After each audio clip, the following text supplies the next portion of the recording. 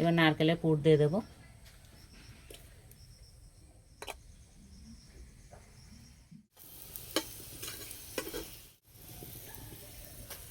দেখতে কত সুন্দর লাগছে, দেখেই খেতে ইচ্ছে করবে।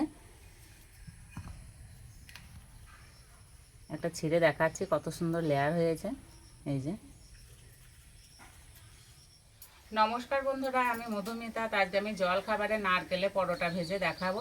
আর আমরা তো সবাই বিভিন্ন রকমের পরোটা বানিয়ে খেয়ে থাকি। আর এই নারকেলে পরোটাটা না খেতে একদম অন্যরকম একটা স্বাদ হয়, খেতে দারুণ লাগে। বানানো খুব সহজ, অল্প সময়ের মধ্যে তৈরি হয়ে যায়। তা পুরো রেসিপিটি দেখতে থাকবেন, আশা করছি খুবই ভালো লাগবে। এই পরোটার জন্য প্রথমে আমি ময়দাটা মেখে নেব। তার জন্য একটা গামলায় নেব 1 বাটি গরুর দুধ, দেবো 1/2 বাটি টক দই, অল্প একটু চিনি, 2 চামচ সাদা তেল,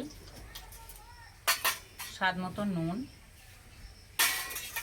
ভালো করে একটু মিশিয়ে নেব।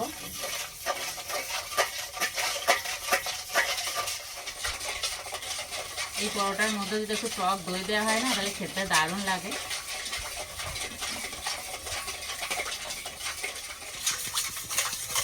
ভালো করে মিশিয়ে নিয়েছি। এবার অল্প অল্প গমের আটা দেবো আর মেখে নেব।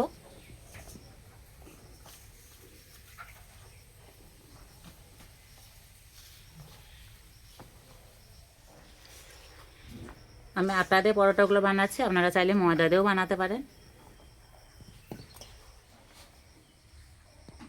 এই ডোটা খুব একটা নরম করে মাখবো না, একটু শক্ত করে মেখে নেব।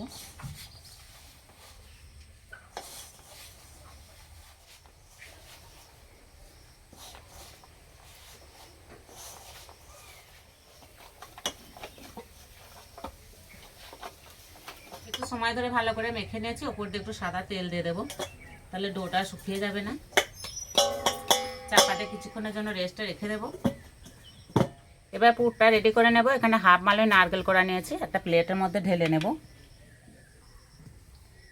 দেবো 1 চামচ চিনি, এলাচের গুঁড়ো, ভালো করে একটু মিশিয়ে নেব।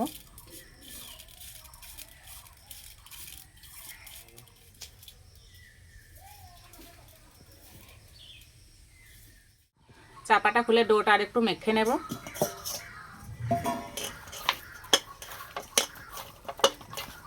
এই ডোটাকে দুটো ভাগে ভাগ করে নেব।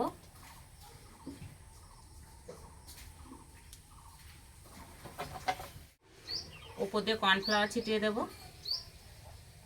এবার বড় করে একটু বেলে নেব।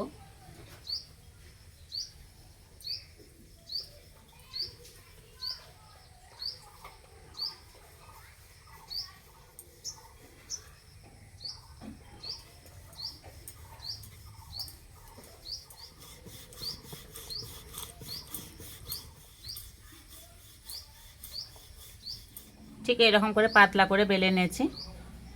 এবার উপর দিয়ে তেল দেব।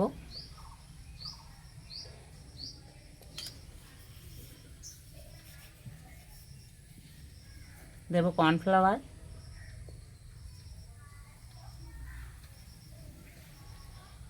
এবার এইভাবে একটু রোল করে নেব।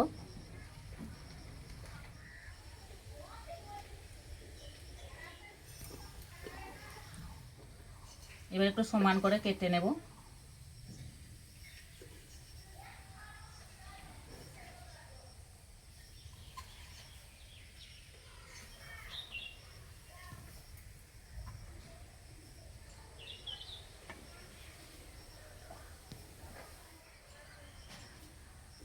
বাকি লিচিটা ঠিক এইভাবে বেলে নেব। সবগুলো এইভাবেই বানিয়ে নিয়েছি। আর এইভাবে বানিয়ে নিলে না পরোটার মধ্যে অনেক লেয়ার হয় আর দেখতে বেশ ভালো লাগে। এবার এইভাবে একটু গোল করে নেব।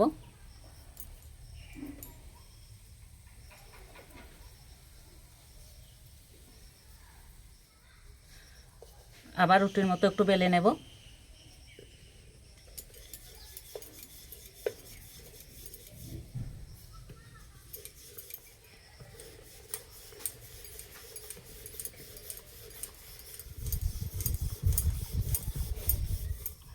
যতটা সম্ভব হয় একদম পাতলা করে বেলে নিতে হবে।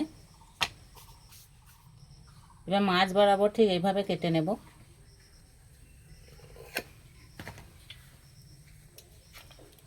এবার নারকেলের পুর দিয়ে দেব।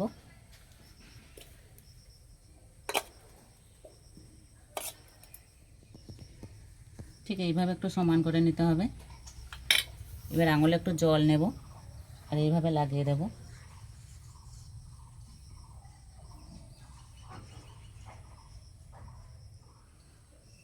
একটা রুটিতে দুটো পরোটা তৈরি হবে। আর চারিপাশে জলটা ভালো করে লাগিয়ে নিয়েছি। এবার এইভাবে ভাঁজ করে দেব।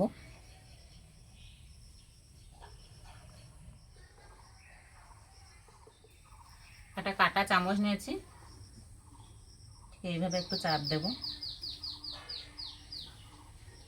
এতে মুখটা ভালোভাবে বন্ধ হয়ে যাবে আর পরোটাগুলো দেখতেও বেশ ভালো লাগবে।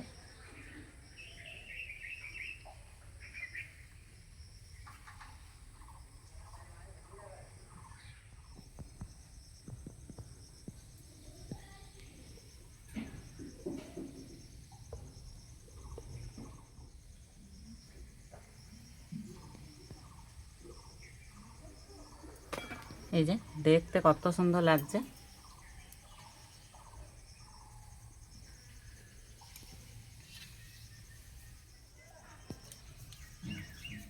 সবগুলো এইভাবেই বানিয়ে নেব।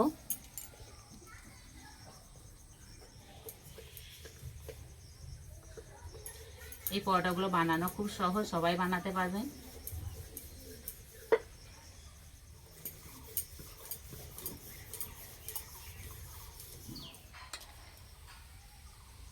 একটু পুরটা বেশি করে দেব, তাহলে খেতে বেশি ভালো লাগবে।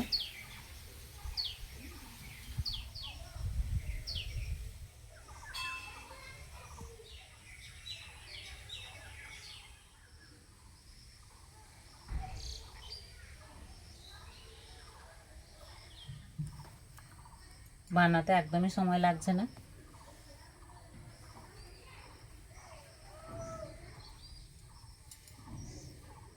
সবগুলো বানিয়ে নিয়েছি, এবার ভেজে নেব। উনানে একটা চাটু বসিয়ে দিয়েছি, চাটুর মধ্যে দিয়ে দেব।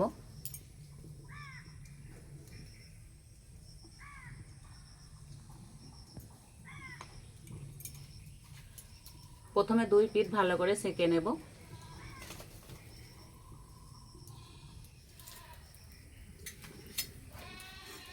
এক পিঠ সেঁকা হয়ে গেছে, এবার উল্টে দেব।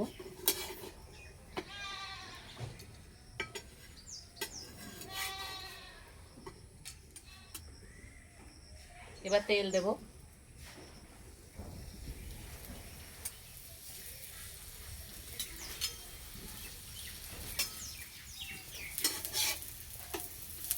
এই পরোটাগুলো ভাজতে খুব একটা বেশি তেল লাগে না।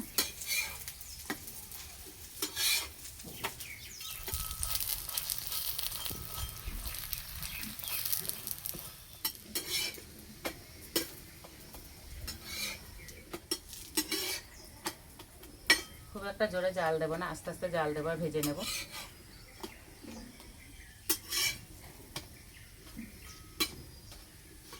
ভাজা হয়ে গেছে, এবার তুলে নেব।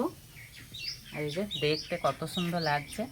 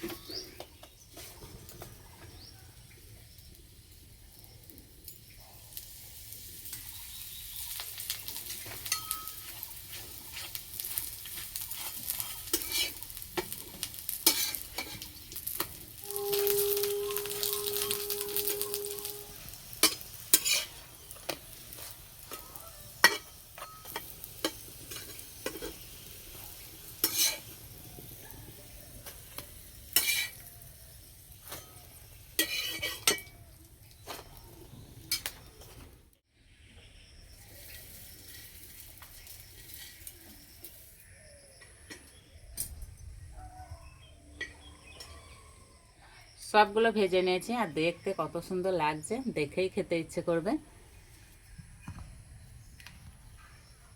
একটা ছিঁড়ে দেখাচ্ছি কত সুন্দর লেয়ার হয়েছে।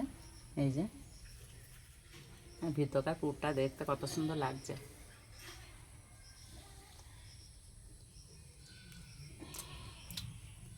আর পরোটাগুলো না দারুণ নরম হয়েছে, মুখে দিতেই মিশে যাচ্ছে।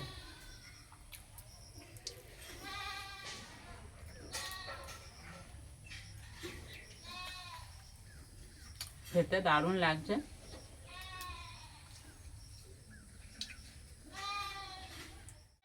যা খেতে হয়েছে না, কোনো তরকারি লাগবে না, এমনি 2-4টে খাওয়া হয়ে যাবে।